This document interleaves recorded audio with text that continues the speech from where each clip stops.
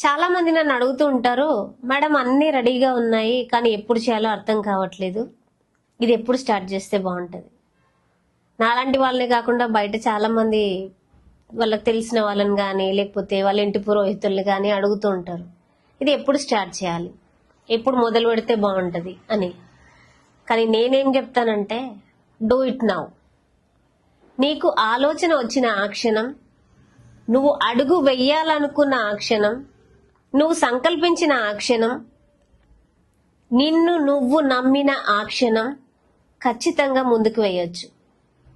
అలా గనుక మనం అడుగు ముందు వేయగలిగితే మన మీద మనకు ఆత్మవిశ్వాసం ఉంటుంది, మన మీద మనకు నమ్మకం ఉంటుంది.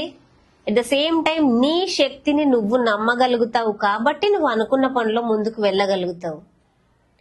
నిజం చెప్పాలంటే ఆలోచనే తడవుగా గనక ముందుకు వెళ్ళగలిగితే ఆ ఉత్సాహం అనేది వేరేలాగా ఉంటుంది. అవకాశాలు అనేవి వచ్చినప్పుడు మనం అందిపుచ్చుకోలేకపోతే తర్వాత మనకి ఎంత తెలివి ఉన్నా, మనం ఎన్ని చేయగలిగినా టైం మించిపోయిన తర్వాత దాన్ని చేయటానికి అవకాశం ఉండదు.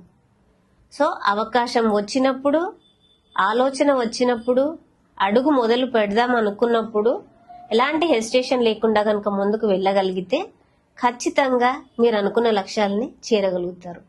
ఎస్పెషల్లీ స్టూడెంట్స్లో అయితే వాళ్ళు అనుకున్న కోర్సుల్ని ఎంచుకోవటానికి, వాళ్ళు అనుకున్న స్టడీస్లో ముందుకు వెళ్ళటానికి వాళ్ళ స్ట్రెంగ్త్ని వాళ్ళు నమ్ముకొని కనుక అడుగు వేసినట్లయితే ఎవరిని అడగాల్సిన పని ఉండదు, సక్సెస్ఫుల్గా ముందుకు వెళ్ళటానికి అవకాశం ఉంటుంది. Thank you.